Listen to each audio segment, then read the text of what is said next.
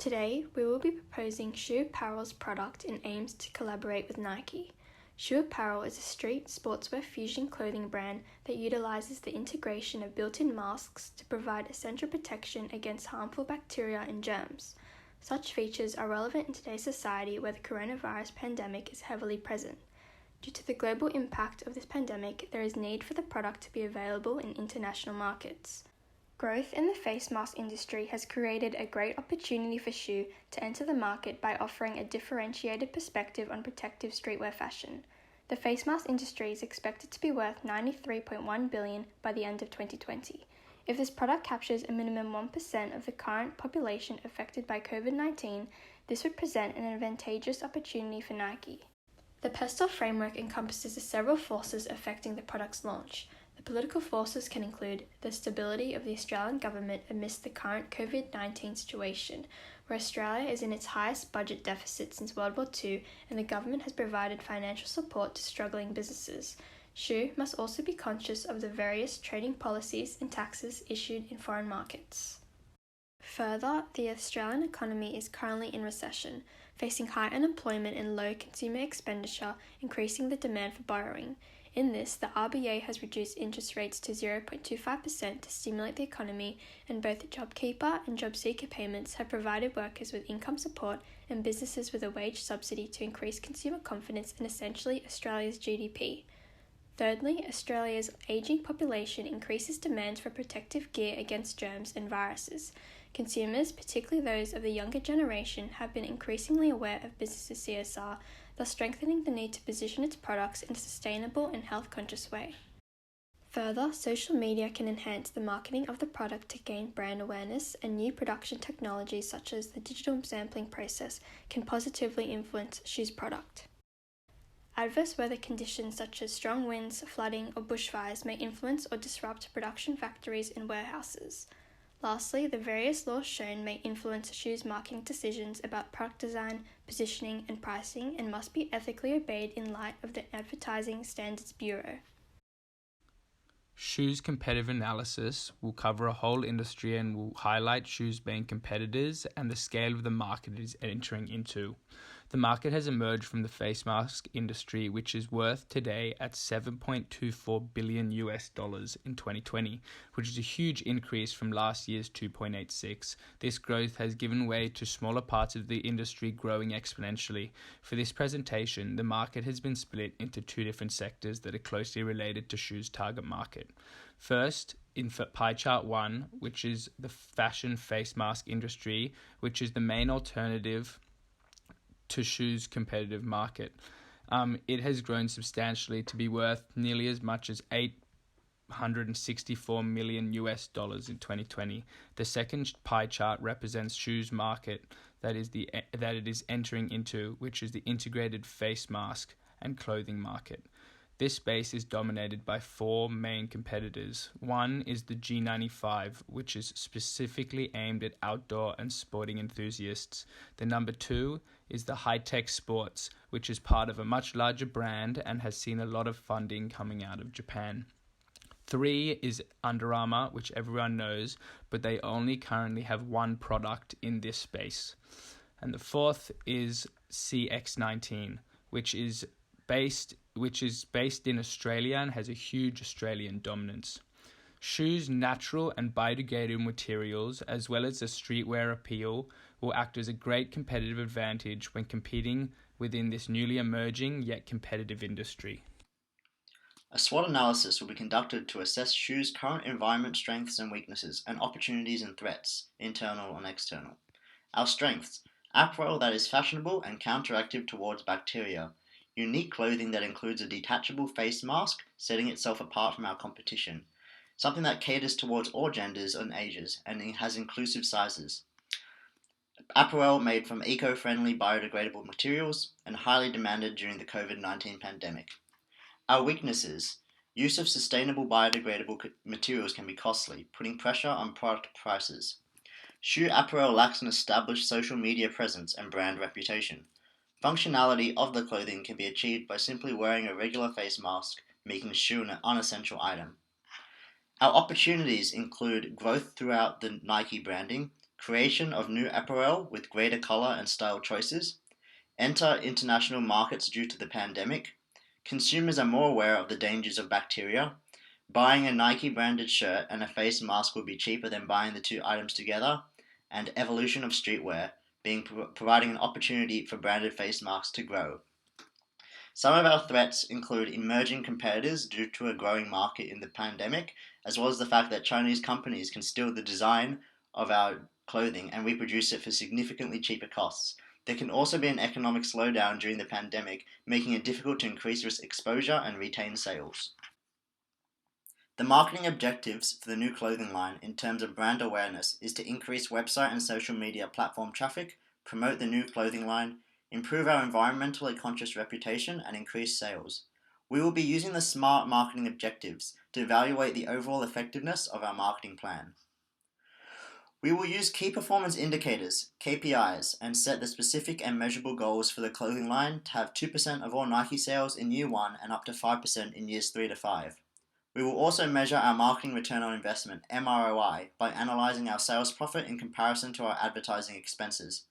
We want the advertising investment to give a 20% return profit at the very least. We are expecting active purchases from approximately 3% of our target market in year 1, followed by a year-on-year growth throughout the next 3 to 5 years.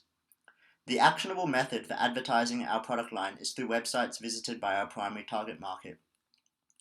Having Australian influencers such as Chris Hemsworth and large YouTube channels sponsor us will enable us to reach a larger demographic of people inclined to purchase our products, as well as cater to our Australian customers. We want 30% growth from July 2021 to January 2022 in the new clothing line sales as a result of this sponsorships, which will be measured by our purchases through our influencers' affiliate links. These are reasonable methods of advertising within our advertising budget. YouTube channels have their own analytics page where a lot of this data can be viewed, and it's extremely useful for many businesses with a YouTube platform to assess their measurable objectives. We aim to increase our social media following by 10% as a result of this marketing. We can achieve this objective by advertising on our social media during high traffic periods. Our objectives will be timetabled with deadlines set for them to ensure we are moving at the right speed.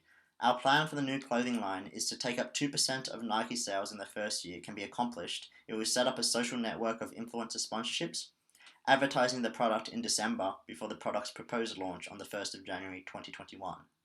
We will also release quarterly product showcase videos on the official Nike YouTube to continually engage with our customers and with our new product line.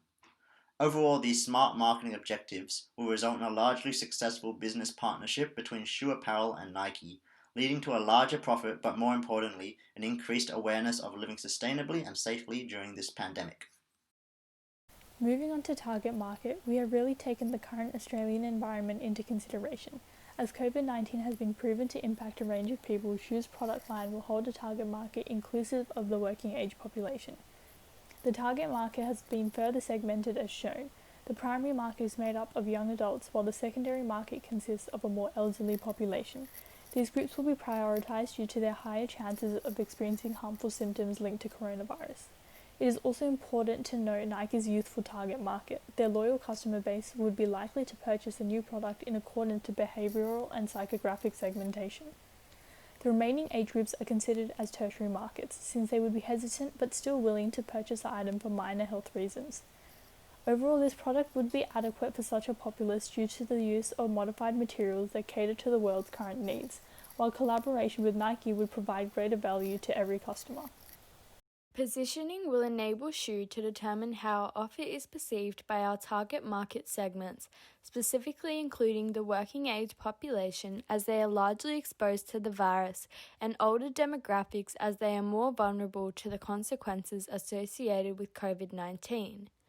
We will establish a new position in the face mask industry and differentiate ourselves from competitors by incorporating distinguishing features in our products, including a seamless integration of masks into protective clothing and offering alternative benefits including biodegradable, repeat use and germ-resistant clothing in light of the COVID-19 pandemic. As a result, we believe our product will appeal to environmentally friendly, sustainable, and health-conscious consumers. We finally believe partnering with Nike will enable us to establish an initial market position in the minds of our target consumers and attract first-time buyers as Nike holds a large target audience. To establish a price point, the product has first been distinguished through the total product concept as shown. We previously illustrated through competitor analysis that indirect competitors do not offer the versatility of Shoo's products, while direct competitors profit from branding and do not specialize in protective gear. Shoo prioritizes that the testing and comfort of every item caters to individual health, while still holding quality branding through Nike. Shoo's distinct features of innovation and sustainability are also prioritized by the partnering brand.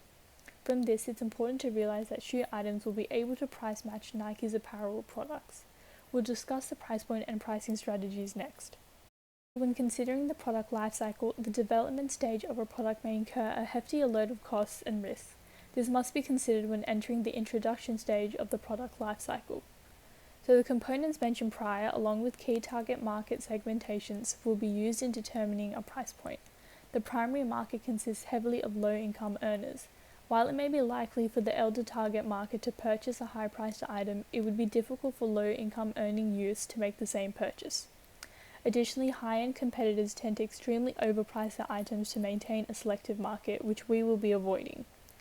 So a price skimming strategy will be implemented in order to maintain greater benefits than competitors and also establish market positioning.